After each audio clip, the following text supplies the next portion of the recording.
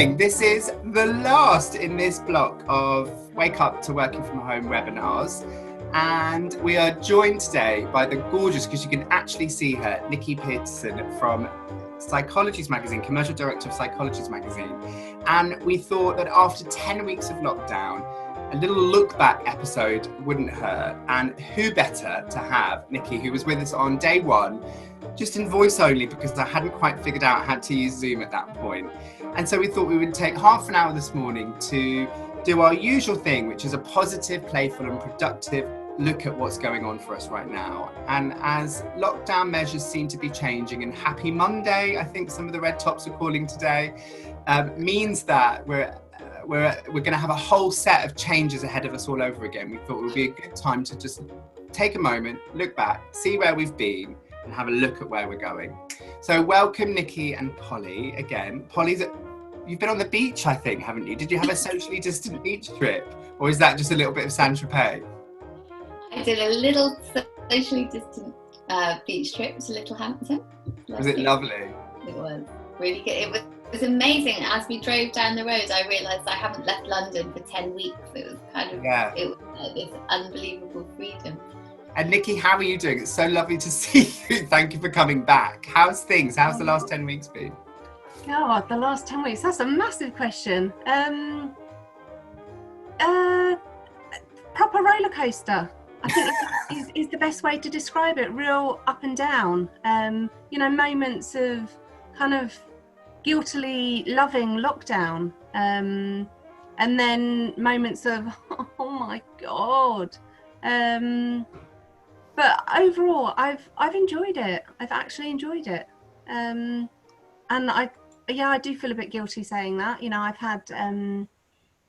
I've had my best friend's husband ventilated, so we've really kind of experienced firsthand what's the actual reality of the situation. But then have loved kind of having the kids at home most of the time. And just that, more family time. I think there's going to be a few changes in the Peterson household, that's for sure. Amazing. There's definitely been some changes here in the Ennis Waithoff household, some of which I'll share as I've done all the way through. We've done our usual poll, which has just gone up, and so do have a look at that and send us any questions as ever. And there's a lovely little typo in question one, so spot that. But the first one we asked was, have the last 10 weeks of lockdown been better or worse than you were imagining? And so far, most people are saying better, but actually about the same. So I think we were kind of planning for this sort of onslaught of hard graft and difficulty, and people are sort of imagining it was about the same. And then we asked, are you looking forward to having lockdown measures reduced? And I'll give some people some time to respond to that. But most people are obviously saying yes. And has something good come out of lockdown for you? And again, most people are saying yes. And I think it's on that point that maybe we should kind of kick off, because one of my trends, I think, that I've talked about all the way through these 10 weeks is my relationship with food and my waistline. And Polly and I were talking this morning before we came on about this sort of rebellious child thing that I think happened, that all of the rules got taken away and we were allowed to do whatever we wanted to do. And then suddenly that gets a bit boring. And then you start feeling really sluggish and a bit fat and a bit tired. And so mine took about 3 weeks to reach that point, and yours took 10 weeks. I haven't even had... I mean, I was locked down before lockdown. I was probably locked down about a year before it happened. Since I quit my job, I've basically been living a lockdown life. So yeah, a year and 10 weeks. And so I now feel like it's the beginning of, okay, my life's back now. How do I want it to be? Do I want to exercise a little bit? Do I want to stop eating ice cream in bed? Yes, a little bit. And so that I feel a bit optimistic about that. But then, of course, there's this backdrop of, should the lockdown be being, released? What does this mean? What's really going on? And so I hope that we don't end up with another, second wave lockdown. But it seems like the scientists are saying it could be. Polly, have you got something over the summer that you're looking forward to that you're going to keep doing? That's that I'm going to keep doing over the like have you learned something in this process that's come up which is new that you want to keep doing? Well, I had a realization as I've been going through the last 10 weeks. I've been looking through the last 10 weeks webinars to kind of pull together any themes for today. And what I realized is I do quite a lot of saying I'll do something and I won't do it. As do you, Barry. I just like I'm not the only one. But also I think I do a lot of negative self-talk. So if you ask me if I achieved anything over lockdown, I'd say no. I've been like a sloth. I've done absolutely nothing. And when I then look back over 10 weeks, it's been so up and down in terms of productivity, energy, things like wanting to see people, not wanting to see people. So I have actually achieved more than I would have thought I would. So I thought a nice exercise to do would be to just write down things that I have achieved in lockdown. And also, assuming it's going to go on for a bit longer, anything I'd be really disappointed that I hadn't achieved in lockdown that is achievable. So I have started painting my house, but I have a feeling I might get bored after I get halfway. You know you'll get bored. Hold on. You know you'll get bored. I'm already bored. Already bored. How do you keep going? Nikki, give us some of your expert advice. How do you keep going through that lull? For Polly there, I'd say don't even start, I think. No, she's already got that friend in Well, but it kind of comes back to, you know, just before we joined, we had a very, very brief discussion on shoulds. You know, why do you feel like you need to do that throughout lockdown? You know, I know that I remember our the first time we spoke, it was about the kids and homeschooling, and that just comes with so many challenges. So I couldn't even begin to think about painting the house. You know, I had so many people going, or hearing so many people, we've got so much more time. And I'm like, no, I haven't got more time. Not at all. You know, we've got the kids off. I've still been working, probably more than I've ever worked. So for me, I've not really achieved any of the things that a lot of people have achieved. I don't know. I just asked, you know, why do you feel like that needs to be achieved during lockdown? Yes, Polly, put the brush down. What? It's a gorgeous pink question, Nikki. I don't know what I'm fulfilling. I'll give it some thought. Sorry, that wasn't much of a top tip, was it? No, I think it's really... Well, I think probably to try and get over this thing of I've done absolutely nothing, because like you, I think I'm busier than ever. And you know, in the first few weeks of these webinars, we were talking a lot about what we're going to do to fill our time. And I was watching back thinking, why were we assuming we'd have more time? We've just got people in the house all the time who we're responsible for. Well, you and I have, Nikki, and all that kind of, and working and kind of clearing up and managing their emotions all day long as well. So it does feel like one of the themes here in this house, which taps into that, was the wrestle with productivity. Because yeah, my work's ramped up, and you know, we're doing this, and Rob has kind of not much to do. He's in a job, and so there's been this wrestle of time and productivity where he wants to be more productive and I want to be less productive. Like I was wishing to be furloughed by me. I'm the employer, so that I could just sit. And then all my furloughed friends were like, "No, it's horrible. Like you don't have any purpose. There's nothing to do." And all I keep thinking is, God, I just loved to learn how to make a French meringue. You know, I would just love to learn Spanish. You know, and all this stuff. But no, I just show up to work every day. But Polly, you said something before which really made me laugh, which was that one of the things that I'd said very confidently, very robustly, was about commitments. Tell me what it was again. You did in episode 4, when we had Lisa on and we were talking about relationships, and Barry said, really, like he even did a speech bubble, as this is a really important fact. Don't make any irreversible life decisions during lockdown. And then come on. And I got a puppy, and I've never looked back. Okay, so Pluto, the corona baby, don't let him hear you say that, is the best thing to come out of lockdown for us as a couple and for me as somebody. And it really wouldn't have been anything we would have felt we were able to do. You know, with Rob out at work a lot, you know, he goes out in the evenings a lot with work, he's not having an affair.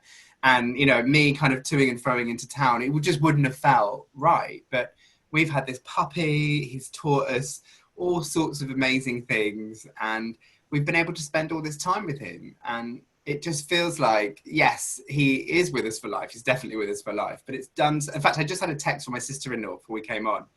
And we did a socially distant hello because it's Rob's birthday this week. And she just said something really sweet. She was like, he completes you. Oh, I obviously got a little bit emotional. But I did just think, yeah, actually, we really needed that in our relationship. We were kind of drifting apart a bit and life had got very busy. And now it's like, okay, we've got this lovely thing to dedicate our energy and our love and everything to. So that's my beggy justification of breaking my own rules, Polly. How did I do? No. You just don't like dogs. Life, not just for corona lockdown. Okay, hashtag, yeah, it's fine. We've got a message from Colin Newbold who's saying a positive thing that's happened for him is fortnightly family Zoom meetings with family from all over the globe. I don't know. Have you been doing Zoom socials, Nikki? No. No, that was a very definite no, wasn't it? Do you remember when the house party app came out? And everyone that died a death, didn't it? Let's go on that. So we did it, and after about 2 days, it was like, okay, bored of that now. No, with one thing that we did change was, so my daughter is in year 6, and a lot of her friends had a mobile phone, and I did give in to that because she was wanting to use my phone a lot to be in contact with her buddies. So we've kind of added that into the family mix. That's been interesting. But we did one Zoom call early on, and it just felt really fake. And my husband and I were like, why are we doing this? Kind of with family members that we wouldn't ordinarily. They're not watching. That's all I was thinking. Was okay, sorry, family. But it just felt fake and staged, and it was just bullshit. And we were invited to another one the following week, and it's like, we see these people probably twice a year, so we politely made our excuses because we were so fun as well, isn't it? It's this forced fun, like the quiz, like, let's do a quiz, okay, and then it got shitter and shitter and shitter, and eventually they just stopped happening. Yeah. But it's funny, it's like it was like a fantasy in a way, wasn't it? That we wanted it to be this utopian way of us all just reconnecting online, and it lived for a bit, and then the house party thing's hilarious. It just didn't happen, did it?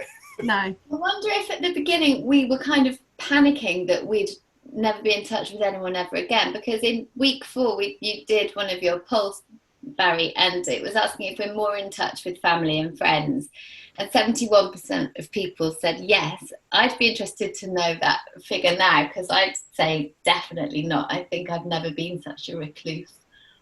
Yeah, well, if anyone's got any thoughts, message. I think, again, for me, because it's my perspective on it is because I've been so busy with work, and not even just with work, but processing, I guess, what's been going on. I haven't had the emotional and mental capacity for others in the way that I probably used to. It's like I've been keeping up my own reserve in a way to kind of just get through and get to bed sometimes, just do what I need to do. And suddenly when you're having to be there for others, it's exhausting. And I only have me and Robert, I don't have other little mouths running around wanting fish fingers for dinner or whatever. It's just, I can imagine. I've got a really good friend of mine who lives down in Stroud. She's got 2 boys on her own, and she's not done any of the Zoom things. And she messages every week really politely saying, look, I can't make it. And then she'll message me privately saying, all I'm doing is staring at a wall and enjoying it because it's just nice to switch off from everything. And I'm like, it's fine. It's fine. One thing that I have learned in lockdown, which has really surprised me, is kind of so I thought I really kind of need people, social interaction. My husband and I have often thought about, moving overseas or moving away, but we've kind of always thought, oh no, I need my mates around. But actually, what I've realised is the people that I need or the people that I want in my life are really, really close. So it's literally whittled down to a handful of people, and I've realised that a lot of people, a lot of those kind of people that I see that I have these catch-ups with are acquaintances, and it's not like a meaningful kind of chat. Right. I've really like, as I'm saying that now, I can really feel it like in my gut. Right. That's been quite a strong sense of reflection and realization, which I'm kind of loving. I mean, I'm wondering how it's going to go, when we are all let back out, what am I going to be like on the school run? Am I just going to put my head down and ignore everyone? But I think what this has taught me is, life is really short. You can't buy your health and you can't buy your happiness.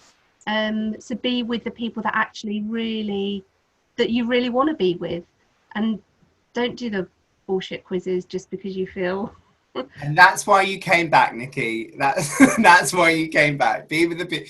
What else could you be doing on a Monday morning at 10 talking to us? I think you're absolutely right. And there's something about, like, I remember when Facebook was really big, this is a few years back, and people were bragging that they had like 1,000 friends on Facebook. And I remember that, I can't remember the study, but I'll find it and cite it, where the optimum amount of good friends in your life was 5.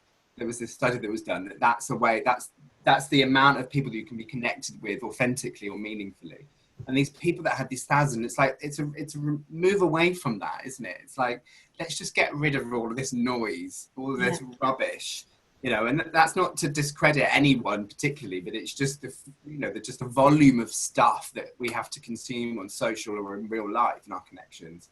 What if we reduced the bandwidth and had some really good, strong, quality relationships with people? I'm absolutely feeling that. And I think from my perspective, I come from a really small family. It's just me and my mum and my brother, and they're back in Gloucester. And Rob's family is quite big. There's 4 brothers and the wives and mum and dad. And I've loved actually becoming part of their family. It's the first time I've really had to get my head around, what a family dynamic is. And been really interesting. And I think some of the friendships that I've had have reduced in terms of the time, because I've been diverting my energy into family. It's been really nice and quite a surprise. How are you doing with going back to work? Because if some of us have to sort of begin going back, what would you go into an office if you were asked to? Well, it's a big question, isn't it? It depends on the office. If it was like this size with 4 people in it, no. If it was quite a spacious office, I'd probably be quite excited. That's my initial response, and then probably by the time I think it through, I'd be too scared.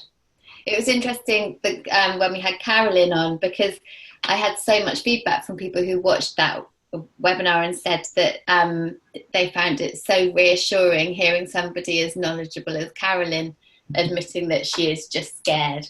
And I think there's a lot of fear creeping back in now that all the kind of lockdown rules have become so loose and we're not really sure what we can and can't do.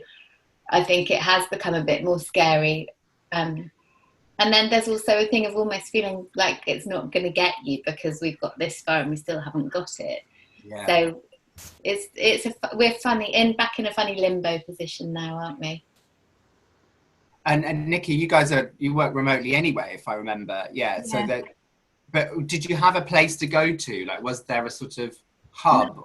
The whole psychologist team, we all work remotely, so we're all set up. That's why my office is so beautifully dressed. Always, not dressed. This morning team down to dress your background. Yeah. So we're all really set up to work from home, and we would ordinarily meet once every 6 weeks. Right. So we were well used to the whole kind of Zoom thing, so that wasn't anything new for us, because that is how we connect on a weekly basis.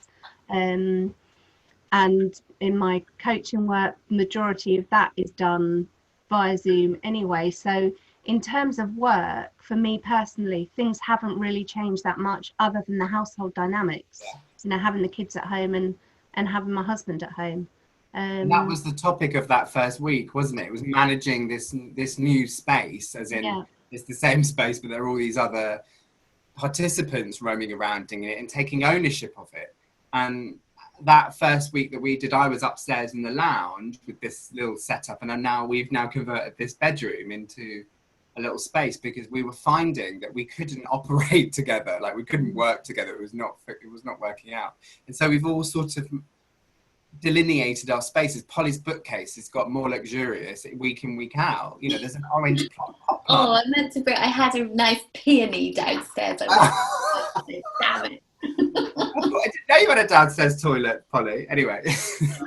I think in week 1, I was really impressed with your structure around kids' schooling and things. You were a bit ahead of the game, weren't you? Because you'd made the decision to get them out of school before they were officially sent out of school.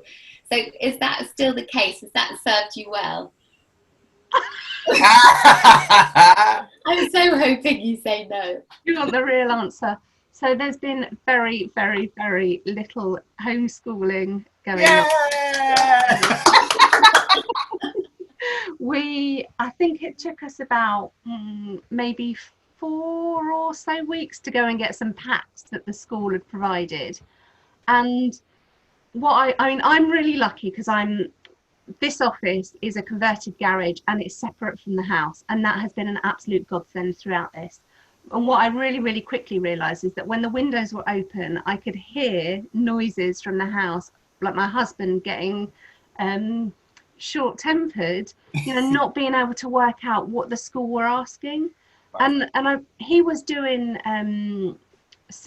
he was kind of doing his own lessons, cooking, or they go out walking and foraging, and kind of more like life skills, and they would choose the topics. And I can't remember whether I said it on this or not, but they'd maybe do something on Blue Planet and then watch a David Attenborough thing, so they could kind of connect it all. And each time that they've tried to do the kind of more formal schoolworking, it's just been, not always, but sometimes just a disaster. Because like when we were at school, the way that we were taught bloody long multiplication is completely different to now. And the stress levels could go from like here to boom really, really quickly. And I just said, there's no point, we've all got to live under this roof for literally 24 hours. Let's just not do it. That might be the wrong decision academically, but for us as a household, it wasn't working for us, and I just didn't think that it was worth it. And I think other parents have talked about when they are doing the homeschooling, they suddenly become this horrible teacher that they hated at school. Like, sit up straight, concentrate. Why are you holding your pen like that? Hold your pen properly. Stop talking. And they're thinking, God, I'd take them out of the school if they had teachers like this. But this is what I'm doing with them. Isn't that funny? So we became our worst teachers. Well, not everyone, but you two, judging. But there's that expectation of what it needs to be versus the reality, and I love that, Nikki. It's like, this is what was right for our household, and I think that's one of the most forgiving things that's come out of this, is that we're all sort of finding our own way and doing what's right for us. And again, coming back to social media, I seem to be a bit negative about it, but there was a bit of pressure, I think, around of how it should be going and what you should be doing. And I think what's nice is that I'm hearing and feeling myself is that people are just doing it their way now. It probably means that you say less to others because you don't want to get caught in that judgment bit, but you just crack on and do what's right for your family or your household. The whole thing for us, kind of from the beginning, has been, we've just got to do what's right for us. We've really got to do whatever works for us. Yeah. Otherwise, I probably wouldn't have agreed to doing this today. And my hair has definitely gone a lot grayer, but it probably would have been an awful lot grayer if we'd have done what we should have been doing. So being free from shoulds and should nots is again, I'm just thinking about this rebellious child that we were talking about. It's like there's something of the rules that if the rules just go, you don't need to be rebellious. Mm-hmm. Way that's been my very recent little journey of thinking, well, I actually could just create my own rules. I don't have to rebel and put on 80 tons and be craned out of here. There is another way, and I like being healthy, believe it or not. You know, I like doing exercise, believe it or not. Holly, what else? What would you say your biggest contradiction was? You know, so what did you say at the beginning that's different now? Who, me? Yeah, you. Everything. I think I've contradicted myself week in, week out, probably like 5 times in the same half hour. So that's just a great learning, as I just say one thing and then say another thing. So that's probably the biggest learning, is it's just been so up and down, hasn't it? And so like real kind of extreme feelings about this is the way to do it, this is the way to do it, and then suddenly the next day it's like, no, we need to do it this way.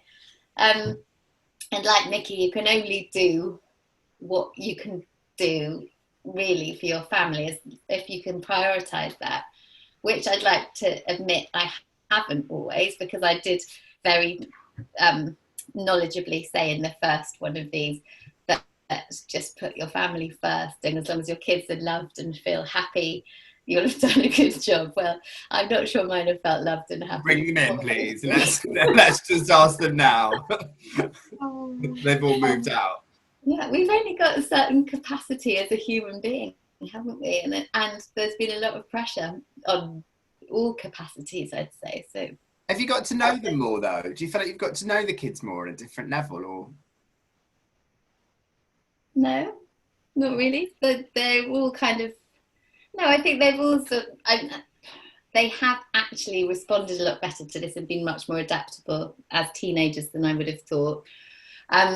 I've already forgotten about last week because they were all out socialising again, because they can go out. So I can't really remember what they were like before, during lockdown. It hasn't been, it's been very sort of calm. There haven't been big arguments like you'd imagine in a household of teenagers, but it's just been, I don't think I know them any better. I just think it's felt a bit like extended school holidays, because I have not put pressure on them to work, but mine are older than Nikki's, so it's a bit easier to say it's their responsibility. And unfortunately, there's no sanctions. If they don't do anything, then yeah, they know. What are you going to do? What are you going to do, Chloe? I think that's one of the themes again, though, isn't it? Our short-term memory. If that we actually are really good at evolving into a new situation and forgetting the last situation. You know, it's like we got used to this quite quickly, I think. And maybe that was some of the anxiety at the beginning, that we wouldn't get used to it. But actually, I have moments where I sort of look at, we went to the M&S yesterday, and we're just, we're in the queue and queuing up. And I suddenly said to Rob, how bizarre that we're stood in a queue trying to get into Marks and Spencer's. If we'd have driven down Brixton High Street and seen queues out of every shop, we would have wondered what had happened to the world, But we're just in the queue now, and we know that we have to wait, and very quickly it just became normalised. And I think that's a great thing and a slightly terrifying thing at the same time. I think just to finish up, the last poll question, which is quite an optimistic one, was, has something good come out of lockdown for you? And 100% of people say yes.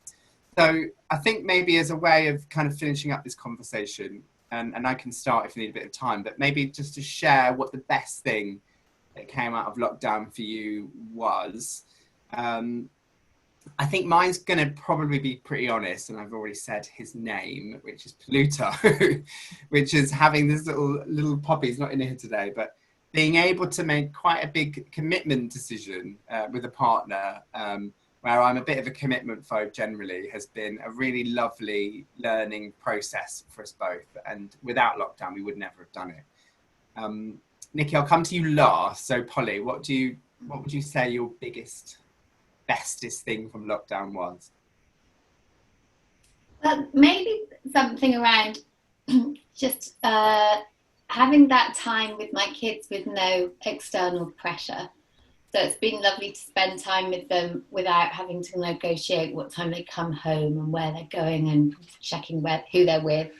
And also, very weirdly, I can't believe I'm saying it, my relationship with the man on the other side of the world, which has actually really, really strengthened through lockdown. And I would have guessed it would have the opposite effect, but actually, I think we know each other better, and it's really enforced.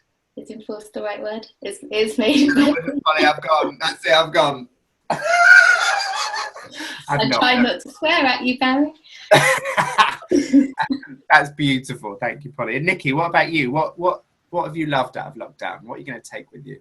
I think just a reminder that it's kind of the real simple things that actually give me and my family the happiest memories. You know, we don't need much. We don't need a lot. You know, I say that we're very fortunate that we've got a garden, and I mean, haven't we been really fortunate with the weather as well? So we've just spent a lot of time in the garden and just done simple things. You know, we're again really lucky. I live in Sussex. I'm right near Ashdown Forest, so we've got beautiful walks. Just really appreciating, I think, what we have, and not wanting or needing anything else. No material kind of crap. Yeah, it's just been a real reminder that actually the simple things, you know, like going for a picnic, it's really lovely, really, really lovely.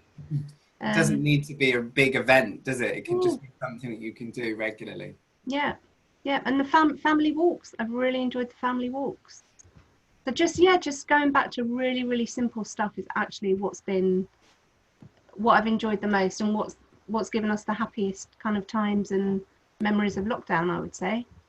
Oh, I think that's a lovely thing and a lovely spot to end on. And, you know, me and Polly had a conversation 10 weeks ago about what could we do that does something about, you know, this weirdness that's happening. And it was this webinar thing, and we were pretty rubbish at it in the beginning because couldn't get anything to work. And it is a very simple thing for us to do, but it's actually allowed, I think, me and Polly to fall in love with each other even more, no offense, Simon, and to kind of bring a bit of a community together. And you know, we could have done this. We've been talking about working together forever, haven't we, Polly? And it's like, it kind of took this to make it happen. So my 1.1 best thing that's come out of lockdown is this webinar and working with Polly and people like yourself, Nikki. We've had some incredible people on over the last 10 weeks. And we're going to come back and do another block, I think probably in July, maybe have June off and get even redder in the face outside in the garden, with a slightly different twist. We haven't quite figured it out yet, but yeah, we'd love to be inviting some people back on and just having a bit more of a deep dive into some of the topics that we're thinking about right now that might be affecting us. And we're also going to be producing a number of training modules and different topics that you can come online with and just follow through. So look out on the YouTube channel and the social media channels for more of that when it comes. But for now, 5 minutes over, very naughty. I just want to say a huge thank you to Nikki for dedicating an hour and a half of her time and coming along twice for session 1 and 11, and to Polly for just going through this radical home renovation transformation that we've seen in front of our very eyes. And soon we hear there's going to be a pink, is it pink? You're painting the house pink? Pink Palace. No. All right, well, get out there in the sunshine. Make sure you get that SPF on, and we'll see you in July. Take care. Bye.